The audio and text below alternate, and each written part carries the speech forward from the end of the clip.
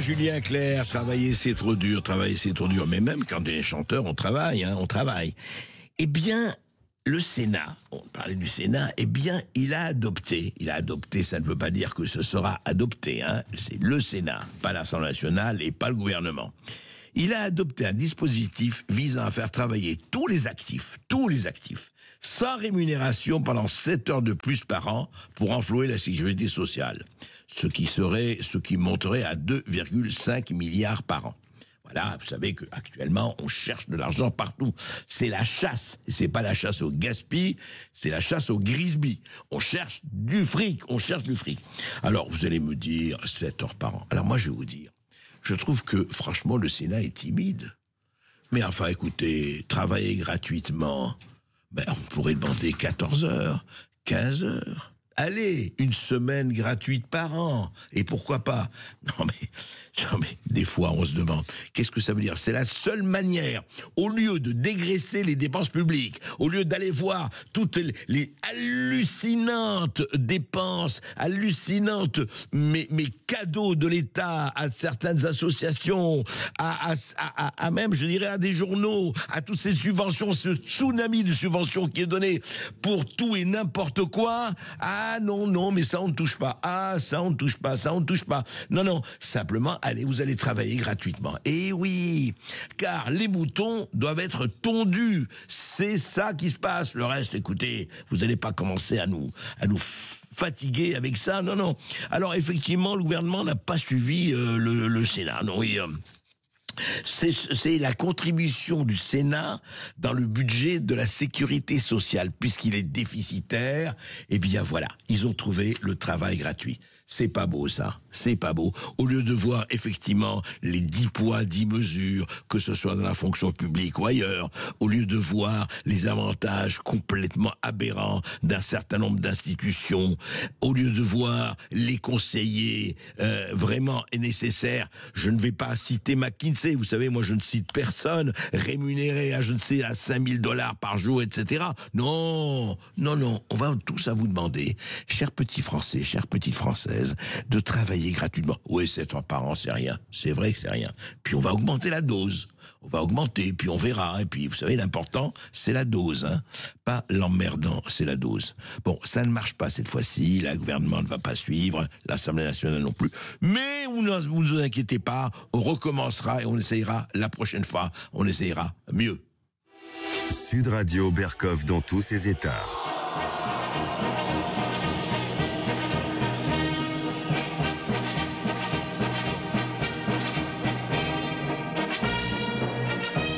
Je ne sais pas si c'est une marche militaire, une marche policière, mais on peut vraiment se poser des questions en voyant ce qui se passe à Berlin. Vous voyez, on a parlé de l'Angleterre, c'est formidable, la censure, la police qui vient chez vous parce que vous avez émis un tweet sur certains problèmes sociaux qui se passent en Angleterre. Un tweet, une opinion. Vous n'êtes pas appelé à flamber, vous n'êtes pas appelé à tuer, etc. Non. Ça, on laisse faire. Les viols, les crimes à Bradford et compagnie, on laisse faire, c'est pas un problème.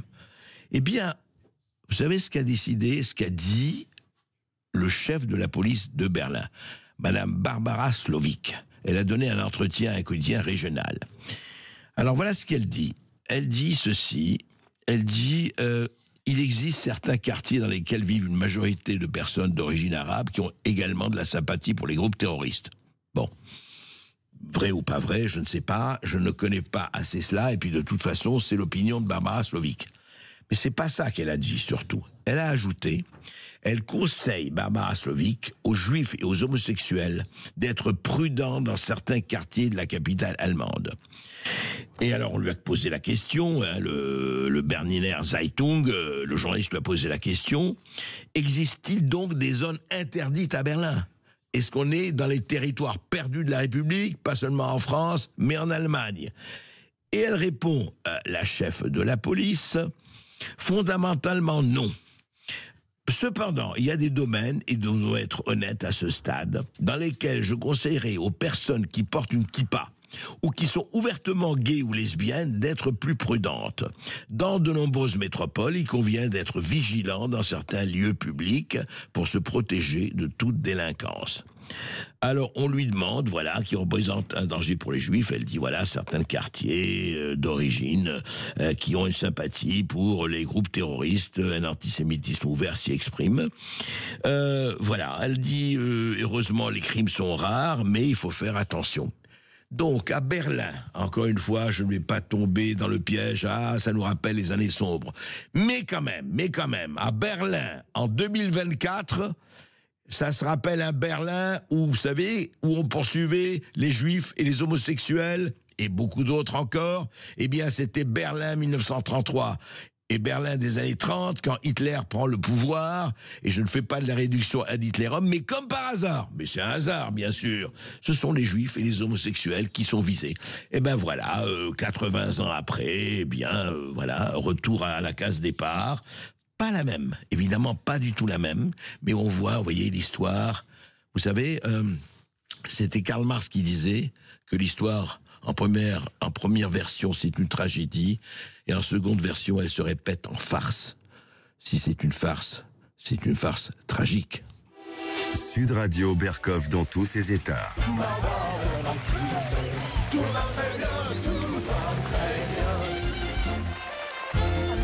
Tout va très bien, madame la marquise, c'est vrai, tout va très bien. France apaisée, un sentiment d'insécurité, pas du tout d'insécurité, tout va bien et tout ça.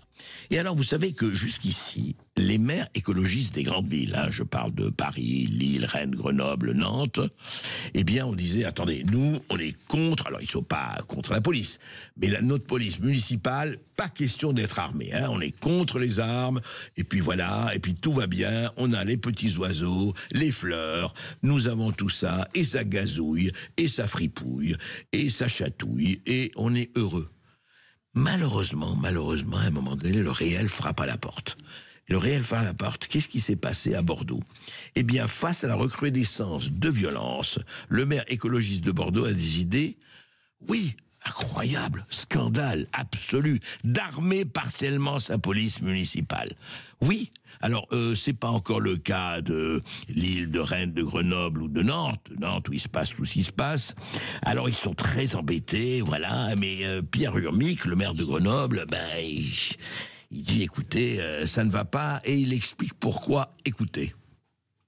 Depuis son élection en 2020, Pierre Urmic l'a toujours répété, il n'est pas un maire shérif. Mais face à la demande des habitants et de sa propre police municipale qui a fait grève en juin dernier pour réclamer des armes de poing, il a changé d'avis. En tant qu'employeur de ces policiers municipaux, je ne pouvais pas permettre de continuer à les laisser aller au front de la délinquance en étant désarmés. Et oui, voilà. Et oui, il s'est aperçu parce que sa police municipale et un certain nombre d'habitants commençaient à grogner et à se dire ce n'est pas possible que ça continue comme ça. Et oui, ce qui est extraordinaire, c'est qu'il faut des années et des années que le tabassage, que les viols, que l'agressivité, que la violence augmente et deviennent quotidienne, c'est même pas fait divers, fait de société, fait de ce que vous voulez, c'est le réel malheureusement, et on peut évidemment qu'on le déplore, c'est le réel, et voici comment l'esprit vient aux jeunes filles, et comment l'esprit vient aux jeunes mères, ou aux mères effectivement écologistes, et oui, à un moment donné, et il l'a dit d'ailleurs, il a dit très très bien Pierre Urmic, il a dit, j'ai été rattrapé par la réalité. Et voilà le problème, c'est que dans des tas de domaines, des tas de gens, dans le politique, dans le médiatique et tout ça, restent dans leur bulle, restent dans leur petit igloo, et se disent mais tout va bien, c'est mon narratif qui compte, le reste ça n'existe pas, et on bouche les portes, les fenêtres, on se bouche les yeux et les oreilles et tout va bien. Et puis à un moment donné, le réel commence à taper. Et le réel tape de plus en plus fort.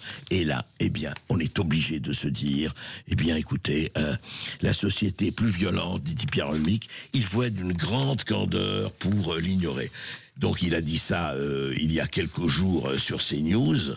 Mais ce qui est extraordinaire, dites-moi, combien de temps ces responsables politiques, je parle des maires, et nous sommes dans le salon des maires, mais ces maires sont à proximité, vivent avec leur ville, vivent avec leurs habitants, ils voient pas tout ça? Il leur faut des années et des mois pour qu'ils se rendent compte de ce qui se passe? il y a quand même quelque chose d'hallucinant dans cette espèce d'aveuglement volontaire, de surdité volontaire qui fait que, ah oui, c'est vrai que il faudrait peut-être armer la police, c'est vrai, oui. Non, mais continuer à leur donner des fleurs. Moi, voilà, les policiers devraient se présenter quand il y a une agression avec des fleurs. Oui, un petit bouquet de fleurs. Ou alors, comme Jacques Brel, je vous ai apporté des bonbons. Hein, ce serait bien ça, des policiers avec des bonbons quand il y a un petit fait divers ou un gros fait divers. Voilà. Et bien, apparemment, les maires écologistes se réveillent. Il était grand temps. Mais écoutez, je veux dire, c'est bien aux innocents les mains pleines. Et puis, nous n'allons pas, les pauvres pêcheurs se repentent. C'est une bonne chose.